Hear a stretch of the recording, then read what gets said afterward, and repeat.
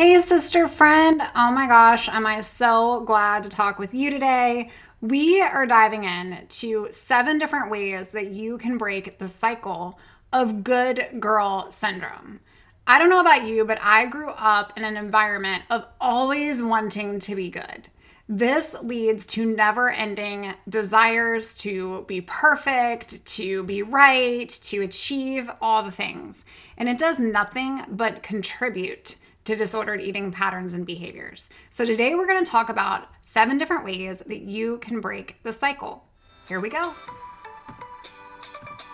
Hey girl, welcome to the Her Best Self podcast. I'm Lindsay Nickel, former competitive figure skater and perfectionist, turned God-led imperfect boy mom and digital CEO. If you find yourself constantly thinking about food and wondering if you'll wake up one day free from the obsessive thoughts and behaviors controlling your life, then I've created this podcast for you because I know exactly what it's like to be a downright hot mess trapped in the destructive cycle of disordered eating. I finally found freedom, and you can too, girlfriend. So if you're ready to heal your relationship with food and body and break the chains of control and show up in your best health, then grab your favorite Tarjay journal and let's get to it so you can start living your best life as your best self.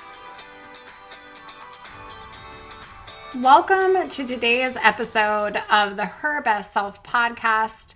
I'm your host, Lindsay Nickel, and today we're diving into something that affects so many, particularly women and girls, but often it goes super unrecognized and it goes unaddressed.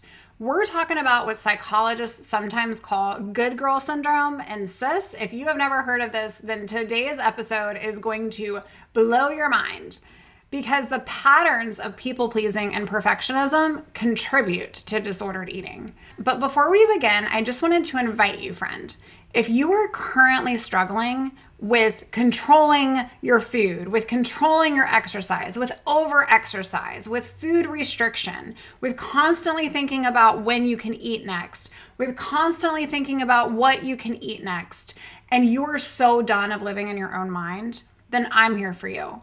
If you're interested in stopping this madness for good, I cannot wait to partner with you because I am taking clients right now for the spring and opening up the doors for that. And so we can partner together weekly, one-on-one, me and you, going out to my website, herbestself.co. You can fill out a client application right on the website, and I will contact you for a client call, and we will get to work. You do not need to do this alone.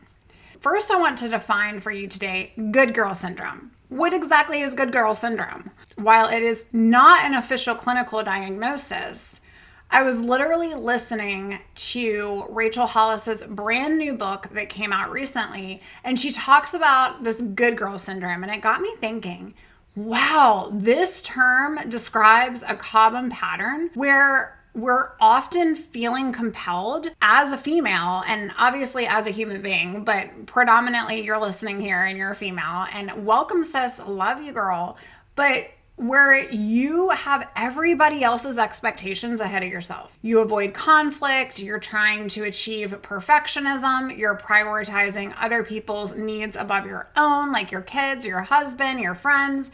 I want you to think about it. From a young age, girls are praised for being helpful, for being quiet, for being accommodating, and for putting other people first.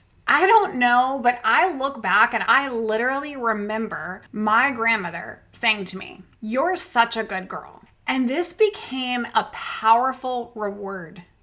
And over time, this praise, it creates a pattern where self-worth becomes tied to external validation and meeting others' expectations. And that's exactly what happened in my own life. The good girl mentality, it includes behaviors that eventually make it so hard to say no to people. Or maybe you find yourself excessively apologizing to people when you mess up, or you have this really huge fear of disappointing everyone in your life. You are perfect in all the things that you do, or at least you strive for that in work and your appearance and in your behavior. And you're constantly suppressing your own needs and feelings, and you don't even realize it half the time. This seeking of external validation, this avoiding conflict at all different costs, this taking on excessive responsibilities, saying yes when you'd rather say no. Sis, while these traits seem super admirable on the surface, and I know that my Nana in heaven is loving this episode, but they create an unsustainable standard that can lead to chronic stress, burnout, anxiety, depression, and of course, eating disorders and disordered eating patterns. So how does the good girl mentality connect to disordered eating? And the link is really surprisingly direct. So when your self-worth is tied to that validation and meeting impossible standards, your body often becomes another arena for control and perfection. The pursuit of the perfect body, it just feels like another checkbox on an endless list of ways to be good enough. And if you're caught in the cycle, you know exactly what I'm talking about. But food and your eating actually become moral issues to you. And you get so super passionate. In fact, when you watch other people eat something, it literally disgusts you. Because in your mind, certain foods are good or clean, while other foods are bad or no way I'm touching that. Restriction becomes another form of discipline, friend, and it becomes your number one way to control. Another way to prove that you're good.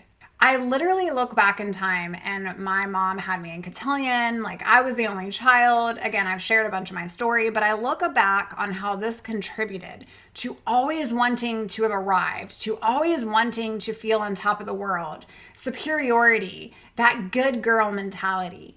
It was like cross your legs and poke your chest forward and make sure that your hands are sitting on your lap. And it just reminded me as I started prepping for today's show, the ways that this manifests and what it does as a child into adult life and why it's so linked to eating disorders. The black and white thinking about food, sis, think about this. Just as the good little girl sees herself as either succeeding or failing, food becomes categorized as either perfectly healthy or completely off limits. If you're using food as a reward system, I was so good today, so I can do this later, or I wasn't as productive as I should have been, and I didn't get my workout in, so I don't deserve to eat that for dinner. I don't deserve to eat dinner at all. This is where perfectionism about body image enters. The body just becomes another project to perfection. It becomes seen as any flaw is a problem, and it's actually a moral failure if you're here. Your inability to listen to hunger cues, this is another way this manifests.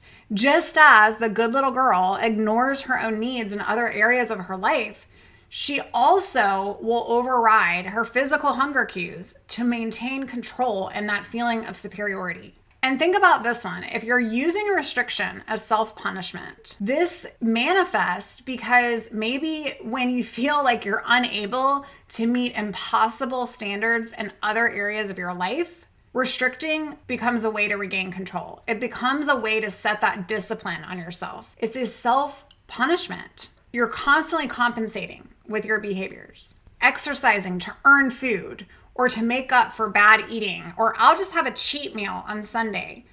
This follows the same pattern of trying to be good enough. But the cruel irony, sis, is that while these behaviors might be temporarily providing this sense of control for your life or giving you that virtue that you're looking for, they ultimately disconnect you from your body's actual needs.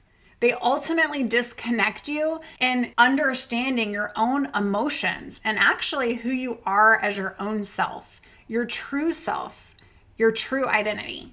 But we can't talk about good girl syndrome without acknowledging the cultural messages that reinforce its existence in the first place. Our society often praises women for self-sacrifice, while simultaneously pushing impossible beauty standards on us. I was actually in the grocery store in line the other night, and I was looking at the magazines and looking at the magazine covers that are celebrating celebrities who got their body back mere weeks after giving birth. If you scroll on Instagram, you're gonna see these wellness influencers who present restrictive eating as self-care rather than self-control. Says these messages create the perfect mixology or the perfect storm where being a good woman means both perfect achievement and perfect appearance. And if you're not doing both of those things, you're failing. This is so flawed. It is so flawed. But the diet industry, it thrives on this flaw, and it sells the idea that controlling your body is a moral virtue, and that being thin means that you are disciplined and put together, and being disciplined and put together is being a good girl. And this message is so flipping dangerous because it is continuously promoting disordered behaviors and disguising them as health and wellness. And I mean, who doesn't want to be healthy, right? So I want you to think about how you can start breaking this cycle in your own life. Because not only is this problematic for you listening to the show right now because you struggle with an eating disorder or disordered eating, but it's problematic for generations around you. So if you have a daughter, if you have a friend, if you are an aunt, if you are a mom, like wherever your role is, it starts with you. But in order to break this cycle, it starts with true awareness. And then it needs to go deeper than that. Number one, I want you to recognize the pattern. I want you to notice when you're falling into this good girl category. It's so hard to recognize these things about ourselves because they've just developed over time and over time with consistent behaviors over time. The good thing about that is that they were learned and they can be unlearned. But are you saying yes when you want to say no to things? Like, are you ignoring your own needs on the regular? Are you compartmentalizing foods as good and bad? And then I want you to challenge your black and white thinking. What would it look like to live in the gray areas in your life where food wasn't good and food wasn't bad? It was just food. Sis, food is a basic right. It is a basic right, and you don't have to earn it. You didn't do anything wrong, and you aren't perfect or failing. You're just human, and it's just food. Another way to break the cycle, step number 3, is practice those boundaries. Okay, I want you to start small by saying no in minor ways. Okay, and then notice that discomfort that comes up for you and that coping mechanism that you want to turn to. And remind yourself that others' disappointments are not your responsibility. Let them, sis, so that you can do you and recover. And that has nothing to do with being selfish, except with the fact that selfish in this instance is actually benefiting everyone in your life. It's okay sometimes to put yourself first and be selfish. Number 4, work on self-compassion. I want you to talk to yourself the way you would talk to that sister, that daughter, that friend. Would you tell me that I don't deserve to eat because I made a mistake or I didn't get up early and go to the gym? Would you tell me that I don't deserve to eat? Probably not, right? Number 5, I want you to connect with your body's signals. And I know that this is super hard when you're navigating years and decades of an eating disorder where you have totally cut off those signals from your mind. So you really do not know when you're hungry or full. In fact, you have totally suppressed those signals. That's okay. We can start small. And this is the value of coaching and working with somebody that knows what they're talking about and that has been there and done that. But it's practicing mindful eating, okay? And creating some intention around your eating. I want you to think about not choosing something based upon what you've always had or being very routine oriented based upon what you should eat. But think about something that you would prefer to eat or possibly use it as an experimental process to try on some preferences for you. This is super important, and it's something that we work together in one-on-one because you want to make sure that you're not triggering yourself into restriction mode. Number 6, redefine what it looks like to succeed in your life. I want you to create your own definition of success, sis, that isn't based solely on achievement, appearance, or anyone else's approval of you. I'm going to say that again. I want you to create your own definition of success that has nothing to do about somebody else's opinion or what they think about you. Number 7, invest in yourself, friend, and get support. The problem with the crazy statistics and working through eating disorders is that 60% of women recover, but only a third get support. And so I want you to think about, how am I not going to be somebody who sits here and tries to do it myself? This is not something that you can do alone. And I feel like I literally preach at you when I say that week after week, episode after episode.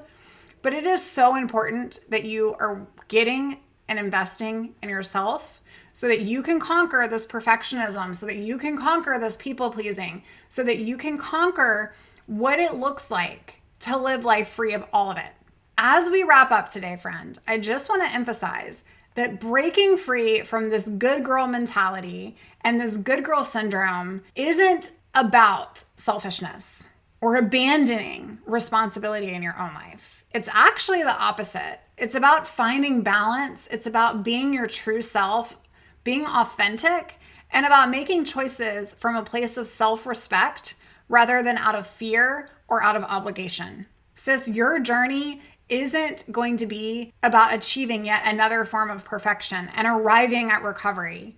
It's actually going to be all about how you can work with you to develop a new relationship with yourself, with your body, where your food and your exercise, where your worth isn't conditional on achievement, appearance, or what anyone else thinks of you.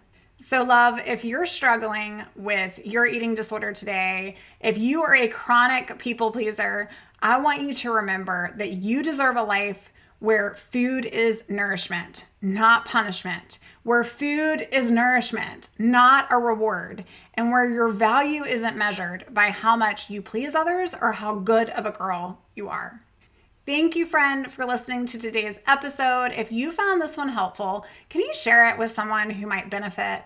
And if you're looking for that one-on-one level of support, come on out to the website, herbestself.co. Can't wait to meet you and learn about you. Be kind to yourself and think about how this episode applies to your life this week. I encourage you to pick one of these different steps, bare minimum, and recognize the patterns. Challenge that black and white thinking. Practice setting a boundary for yourself. Work on that self-compassion. Connect with what your body's needs are and redefine success, as well as seek some support for yourself. If you do one of those 7 things, you're a rock star. I believe in you, and I am so happy and honored that you spent time today to listen to my show. I'll talk to you soon.